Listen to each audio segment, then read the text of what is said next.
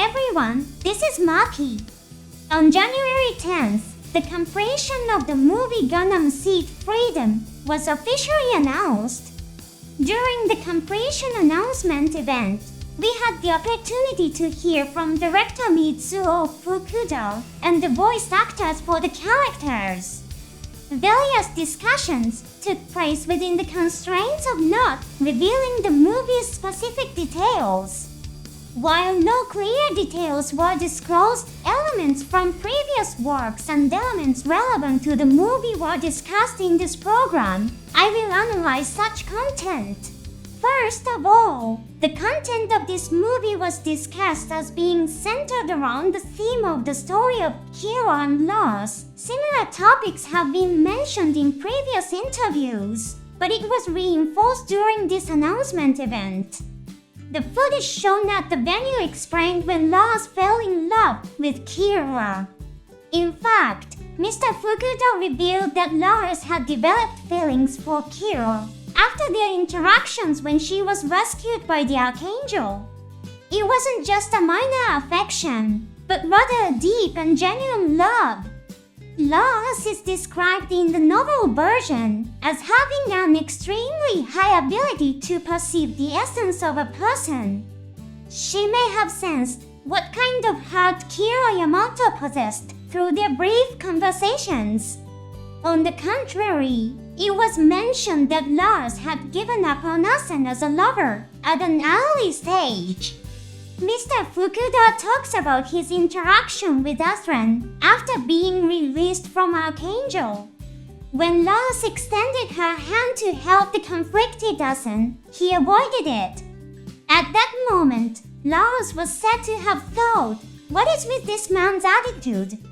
Despite appearing laid back, Lars is a person who can be extremely composed and sometimes even harshing her emotions, according to Mr. Fukuda.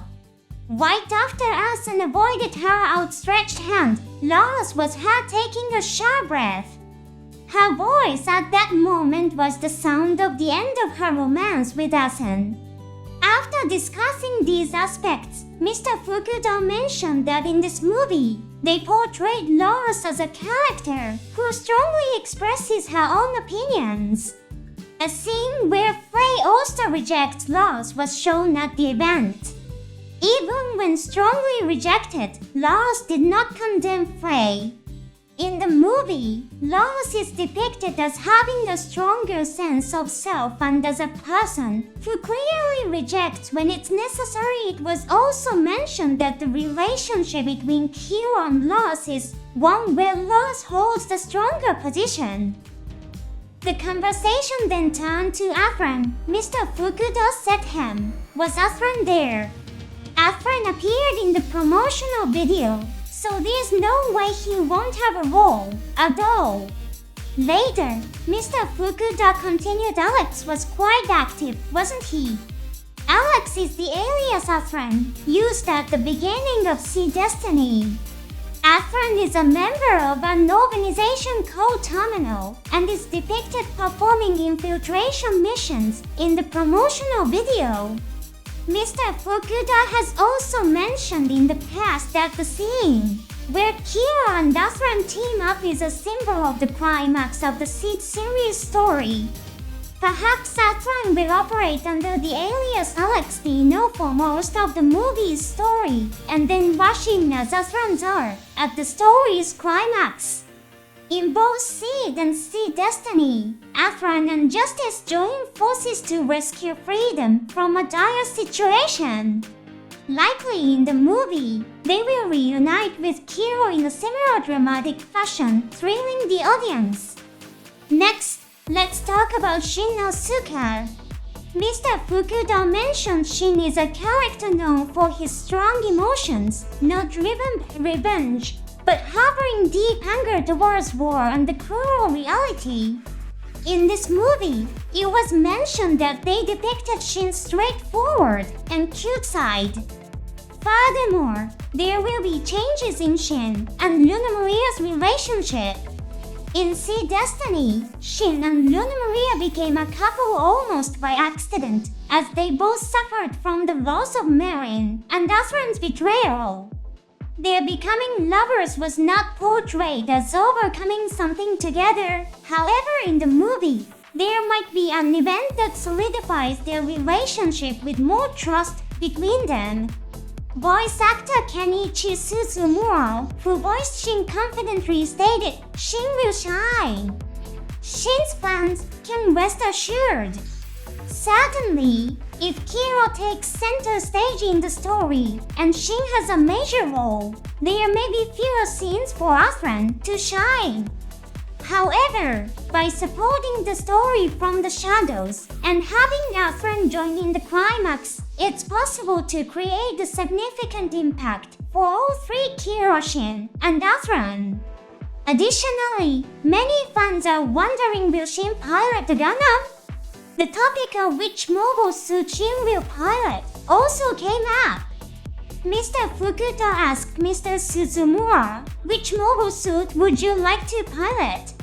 Unable to reveal details about the movie's content, Mr. Suzumura smiled with a hint of confusion.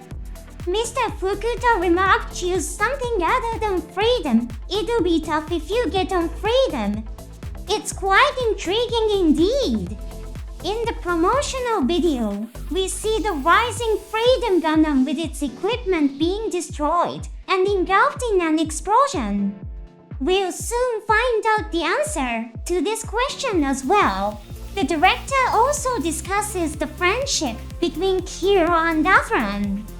It may not be appropriate to say they are close friends. Kiro Yamato sticks to his own convictions, while Athranza cannot stand by and not help Kiro. It's that kind of relationship, he explained. In the movie, Kiro is expected to face significant challenges. Indeed, Afan's strong support for Kiro in the climax of the story seems to be an important element. Furthermore, Mr. Fukuda also spoke about the appearance of Kaze Buer. He parted ways with Kiro and the others in the middle of the Seed story. He felt guilty about being the only one disembarking from the Archangel. However, Sayago kindly assured him, "You're kind-hearted, which is why you're not suited for war. You don't need to feel guilty about the choices you've made," and sent him off. He did not appear in Sea Destiny afterward, remaining absent. He was someone who studied machinery and industry alongside Kiro and the others. Perhaps he is participating in technical support to help Kiro and the others in their time of need. Until his appearance ends, he had a somber expression. Maybe he's given a chance to erase the regret he held in a way other than participating in battle. According to Mr. Fukuda, he only has a brief appearance in one scene. And it seems his appearance has changed quite a bit due to growth. It would be interesting to look for his growth and development. Finally, the host poses a question to Mr. Fukuda. How would you describe this movie in one word? Mr. Fukuda, while mentioning that he's not good at answering such questions, manages to respond, "Maybe it's too simple and not very exciting, but Seed, perhaps." Toshikazu Naka, who served as the producer, reinforces Mr. Fukuda's answer, saying, "How about the interpretation that the seed that has been nurtured for a long time has finally bloomed?" To this, Mr. Fukuda replied with a sense of relief, "That's a very good answer." Interpreting these words, it feels like fans' questions and anxieties have been swept away, and a refreshing story is about to be told.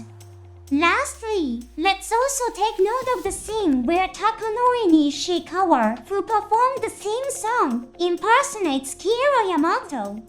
This is a comical imitation of the moment when Kiro is troubled by fighting Afan and crying.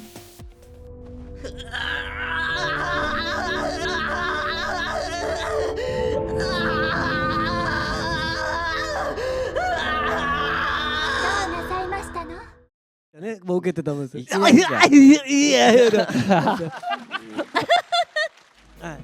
Various pieces of information have been released, and anticipation is growing stronger, isn't it? We're just a little bit away from the movie's release.